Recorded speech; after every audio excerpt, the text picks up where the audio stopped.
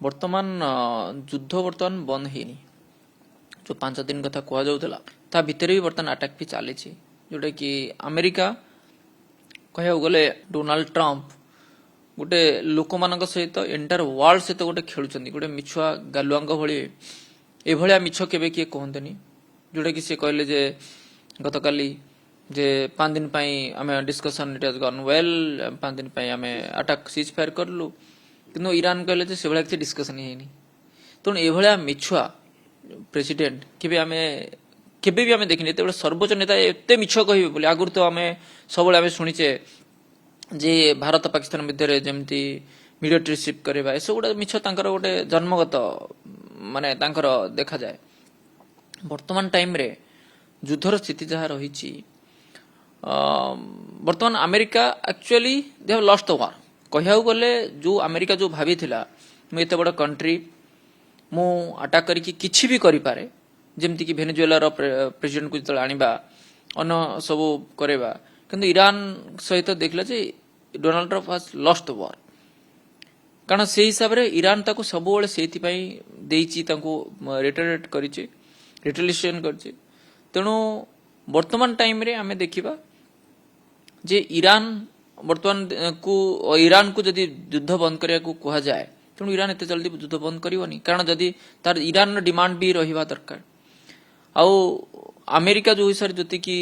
चाहूँगी जे ताको पूरा कंट्रोल करने आउ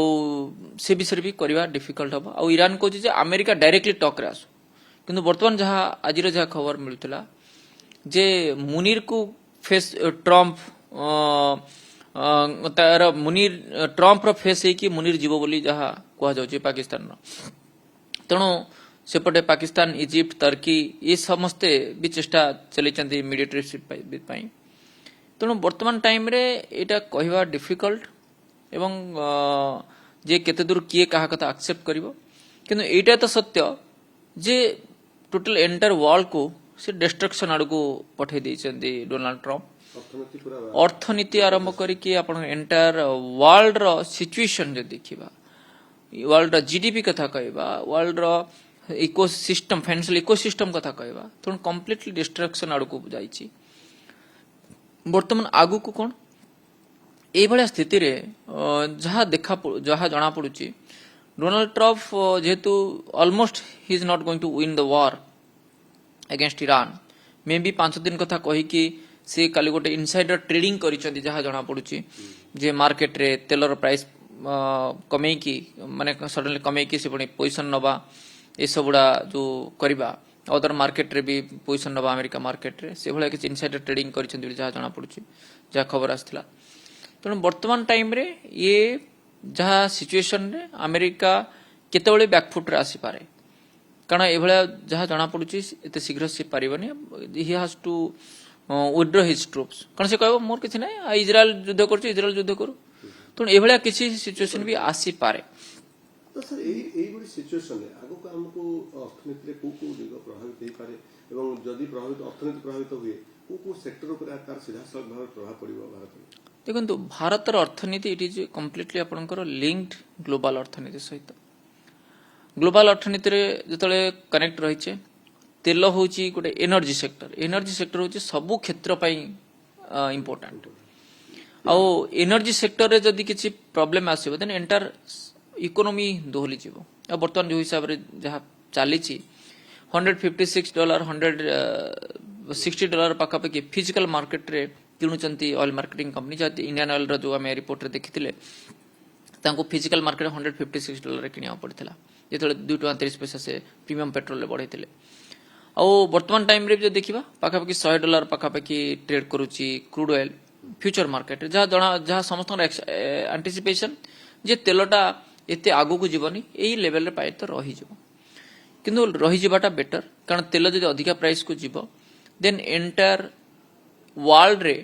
इन्फ्लेशनरी प्रेशर पड़ी जीवो इन्फ्लेशन जदि बढ़ी जीवो इंटरेस्ट रेट बढ़ी जीवो इंटरेस्ट रेट बढ़िले देन अल्टीमेटली आपनकर सिस्टम आपनकर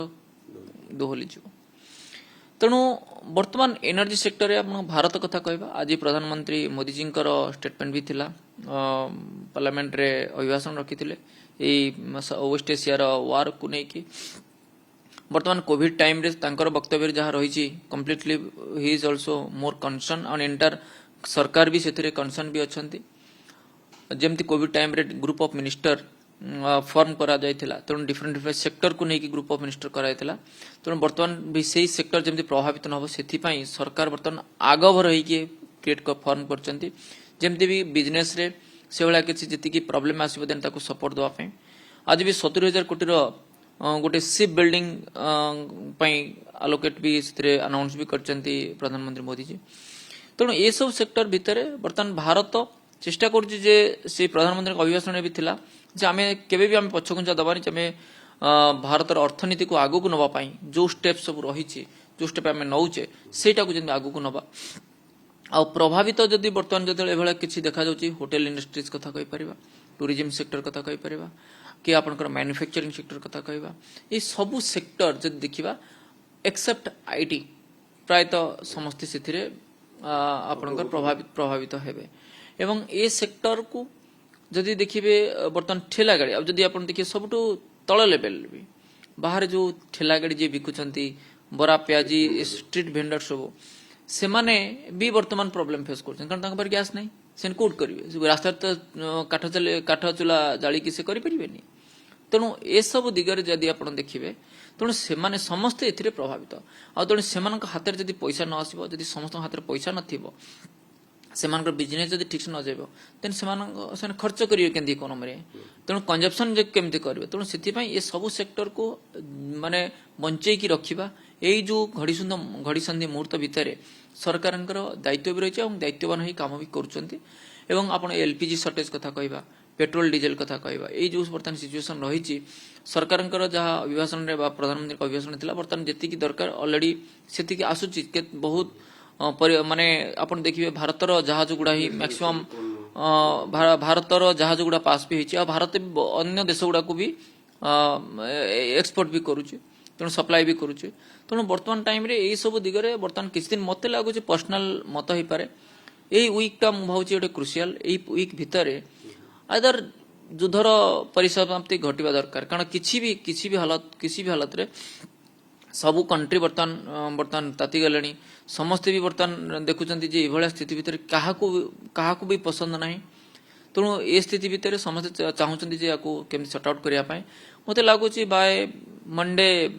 आमर ये जो स्थिति रही है कूल डाउन हम बोली तथापि भी एई जहाँ भी वर्तमान पर्यटन जो इन्सिडेंट जहाँ युद्धर जो प्रभाव होते ये घमाघटा भितर आम कहीपर कि आगामी दिन अभिवृद्धि देखु जीडीपी बर्तमान जदि जो सिचुएशन चली जदि तेल ऊपर रहा कारण 60 ରୁ 70 डॉलर भितर होता बर्तमान $100 पाखापाखि रही एवं फिजिकल मार्केट से आहरी अधिकार किणुंट जदि सेटा रुहे देन $120 ऊपर रहिले भारत अर्थनीति में बहुत खराब हम तेणु वर्तमान टाइम रे जति रही मेंटेन हो एवं जदि वार बंद होची देन क्रूड ऑयल भी आपन से $70 को पळे आसो तेणु से किसी असुविधा हेनी तेणु भारत जो आम $30 ट्रिलियन इकोनॉमी कथा कहचे विकसित भारत कथा कहचे आम ये सिचुएसन लगे आमको टे लेट हो पारे अदरवाइज ये सिचुएसन आसे तेणु आम भी से हिसाब से ग्रो करवा ये जो सिचुएसन भितर पाखापाखि 0.2 to 0.4% जीडीपी रे ह्रास घटी पारे कारण बर्तमान जो सिचुएसन चली वार सिचुएसन रे एटा समस्त को चकित करिछि एवं समस्ते एथिरे विब्रत भी अछंती कारण आज गोटे स्टेटमेंट काली गोटे स्टेटमेंट राति गोटे स्टेटमेंट घंटाटे पर आ गोटे स्टेटमेंट तेणु ये जो स्टेटमेंट जो माने प्रेसिडेंट कर डोनाल्ड ट्रम्प कर जो स्टेटमेंट एटा समस्त को विचलित करछि तेणु एटा लगुच जदि भी एभलिया किसी अमेरिकान जदि कहवा आम समस्ते कहते अमेरिकान सबुठु